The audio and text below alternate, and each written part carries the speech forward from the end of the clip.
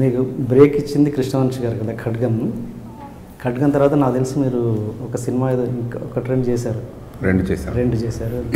తర్వాత ఆయనతో అంత బ్రేక్ ఇచ్చిన వంశీ గారితో కంటిన్యూ అవ్వలేదు, ఏంటి రీజన్? నేను ఎక్స్పెక్ట్ చేసే ఈ క్వశ్చన్ అడుగుతారని actually I guessed it right. అంటే మనం ఎగ్జామ్స్కి క్వశ్చన్ బ్యాంక్ చదివి కొన్ని అనుకుంటా క్వాంటమ్ థియరీ కంపల్సరీ వస్తుంది, ప్లాంక్స్ థియరీ వస్తుంది, ఆ టైప్లో. జెన్యున్గా చెప్పాలి, ఆన్సర్ జెన్యున్గా చెప్తానండి, నిజంగా నేను చెప్తా. ఇది నేను ప్రిపేర్ అయ్యాను. ఏం లేదని అంటే వంశీ గారు చాలా ఫ్రాంక్, చాలా ఓపెన్గా ఉంటారు. అయితే ఆయన ఫస్ట్ ఫిలిం మేము చేసాం ఖడ్గం, తర్వాత శ్రీయాంజనేయం స్టార్ట్ అయింది. శ్రీయాంజనేయం స్టార్ట్ అయితే శ్రీయాంజనేయంకి ముందు అప్పుడప్పుడు ఆఫీస్కి వెళ్తూ వస్తూ ఉండేవాళ్ళు అనమాట. అక్కడ మాకు ఏంటంటే కుమార్ నాగేంద్ర, బాబన్నయ్య, ప్రవీణ్, రాజు గారు వీళ్ళు కొంచెం మంది ఫ్రెండ్స్ అయ్యారనమాట. సో ఎప్పుడు అటు సైడ్ వచ్చినా అలా ఊరికే వెళ్ళడం, టీ తాగడం, వాళ్ళతో కబుర్లు చెప్పడం, ఉన్నారా వంశీ గారు అని ఉంటే ఆయన కూడా హాయ్ చెప్పి రావడం అట్లా జరుగుతుండేది. అయితే ఓ రోజు శ్రీయాంజనేయం జరుపుతున్న ఆయన ఏమన్నారంటే, మీరు ఎందుకు వస్తున్నారు, ఊరికే ఇంకో సినిమా గురించి వస్తున్నారా అది ఇది అన్నారు క్యాజువల్గా. అంటే ఆ లైన్ లేదు సార్ అంటే, లేదు నేనే పిలుస్తాను, అంతా వర్క్ స్టార్ట్ అయిన తర్వాత నేనే పిలుస్తాను. ఇప్పుడు ఎందుకంటే మీరు ఆల్రెడీ నాకు వర్క్ చేశారు, మీ వర్క్ నాకు తెలుసు కాబట్టి నేను ఒకవేళ మీరు వద్దు అని వేరే వాళ్ళ దగ్గరికి వెళ్ళాలనుకుంటే మీరు ఇట్లా పద్దాక వచ్చి వెళ్తే నాకు ఇబ్బంది కదా అని అన్నారు. అంటే అదేముంది సార్, అందులో ఇబ్బంది ఉంది, మీరు ఇస్తే ఇవ్వండి లేకపోతే లేదు, మీ ఇష్టం కదా అంటే ఫన్గా ఇలా మాట్లాడుతూ నవ్వుతూ అన్నారనమాట. అయితే సరే సార్ మీరు పిలిస్తేనే వస్తాంలే అని చెప్పి అయినా మేము వస్తూనే ఉన్నాము. తర్వాత ఓ రోజు బాబాని ఫోన్ చేసి రండిరా అడిగారు ఇవాళ డిజైన్ గురించి అంటే అప్పుడు వెళ్ళి డిజైన్ లైవ్ చేసాం.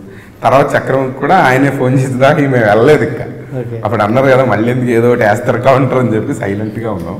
చక్రం షూటింగ్ జరుగుతుంటే మళ్ళీ ఆయన పిలిపించారు అప్పుడు. సో అట్లా అదొక అలవాటు కింద 2 సినిమాలు పడిపోయి ఆ తర్వాత మళ్ళీ కబురు రాలేదు మాకు. యాక్చువల్లీ మళ్ళీ వంశీ గారు పిలుస్తున్నారు సినిమాకి పనిచేయడానికి అని మాకు కబురు రాలే. అంటే మీరు బిజీ అయ్యారని ఆయన వదిలేసారా లేకపోతే తెలియదండి. అది మధ్యలో 1-2 సార్లు కలిస్తే నవ్వుతాం, హాయ్ సార్ బాగున్నారా, అక్కడ వరకు ఓకే. ఎప్పుడు మీరు అడగరా అంటే ఏంటి సార్ మీరు బ్రేక్ ఇచ్చారు? అడగలే, ఇంకా ఆ రోజు తర్వాత నేనైతే అడగద్దాను అనుకున్నా. ఆయన పిలుస్తారులే అని చెప్పి. అంటే ఆయన తెలుసు కదండి వర్క్, అంటే ఫస్ట్ అప్రిషియేట్ చేసిన వ్యక్తి ఆయనే యాక్చువల్లీ మా వర్క్. ఆయన మేము ఏం చూపించాం అన్ని ఇన్లే కార్డ్స్. ఫస్ట్ నాకు ఇప్పుడు వర్క్ ఇవ్వడానికి ముందు కూడా తను శక్తి చేస్తున్నాడు హిందీలో, శక్తి శ్రీదేవి ప్రొడక్షన్స్. ఆ లోగో చేయండి మీరు, అది నాకు నచ్చితే మీకు సినిమా ఇస్తాను అన్నాడు. ఫస్ట్ వెళ్ళంగానే ఇట్లా బాబానే చెప్పారు, ఇట్లా 2 వచ్చారు కలవాలని చాలా నుంచి తిరుగుతున్నారు అది అని చెప్పారట. సార్ రమ్మని లోపలికి వెళ్ళాం. ఏంటంటే సార్ నేను ఇట్లా అనిల్ బాను అది ఇది అని పరిచయం చేస్తాను, నేను మీకు ఎలా సహాయపడగలను అన్నారు. ఫస్ట్ నాకు ఇంకా గుర్తుంది ఆ డైలాగ్ యాజ్ ఇట్ ఈజ్ ఇలాగే, నేను మీకు ఎలా సహాయపడగలను అన్నారు.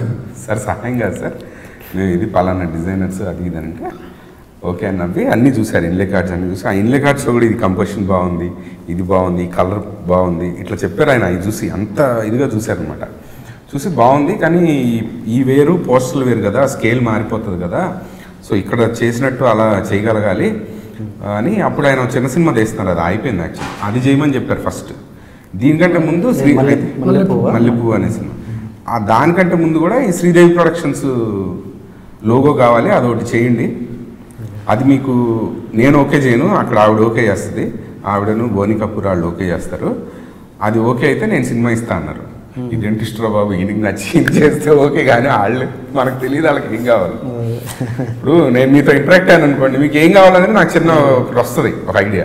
తెలియకుండా ఏం చేస్తాం, సరే ఇంకా రకరకాలుగా చేసి పంపిస్తే లక్కీగా ఆవిడకి 3 లోగోలు నచ్చి ఒకటి ఫైనల్ అని పంపించిందట.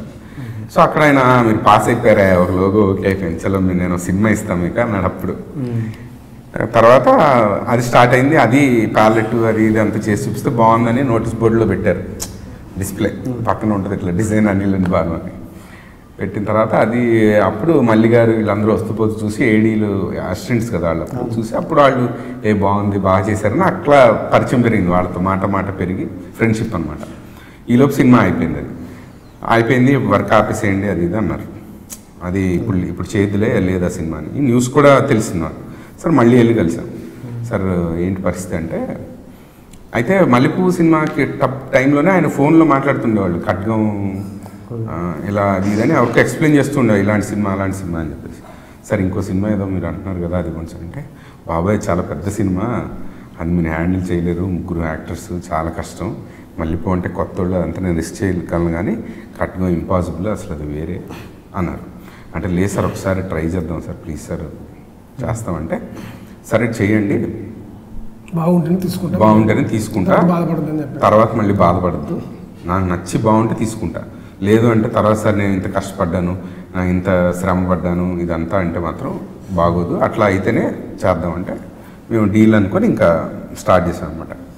అప్పుడు యాక్టర్స్ లేకుండా, అసలు ఆ యాక్టర్స్ని వాడకుండా ఆ థీమ్ ప్రకారము పిల్లల్ని వాడి కొన్ని అట్లా షూట్ చేసి, ఏది లొకేషన్కి వెళ్ళి అక్కడ అన్నపూర్ణలో షూటింగ్ అవుతుంటే అక్కడ లొకేషన్కి వెళ్ళి అక్కడ హిందూ ముస్లిము ఇలాంటి కాన్సెప్ట్స్ అన్నీ కొన్ని షూట్ చేసి అవి డిజైన్ చేసి చూపించాం. అవి నచ్చి ఇంకా ఆయన అప్పుడు ఆల్బమ్ తీసుకెళ్ళి నోట్ చేయండి, జేఎండి సినిమా మీరే చేయండి అని చెప్పారు. Okay okay. మీరు ఫస్ట్ బ్రేక్ ఖడ్గం సినిమాకి తీసుకున్న రెమ్యునరేషన్ ఎంత అంటే ఇప్పుడు చెప్తే తప్పలేదు అండి? 50,000. ఫస్ట్ సినిమాకి మీరు ఫస్ట్ చేసిన ఫస్ట్ సినిమాకి మీరు పోస్టర్ డిజైనర్గా చేసిన ఫస్ట్ సినిమా ఏంటంటే బ్రేక్ వచ్చి ఖడ్గము. అంతకుముందు చాలా చేసాం అంతకుముందు కానీ ఏమి బయటికి రాలేదు. ఆ మధ్యలో ఒకటి చెప్పే కదా, ఒక సినిమా చాలా కష్టపడ్డామని ఇంకా నాకు ఫ్రస్ట్రేషన్ నాకే వెళ్ళి ఒక రోజు ప్రొడ్యూసర్ ఆయన ఇంకా ఫస్ట్ సినిమా బిఫోర్ అన్ని ట్రై చేసేలాగా చేద్దాం వచ్చేసి వెళ్ళిపోయేటి.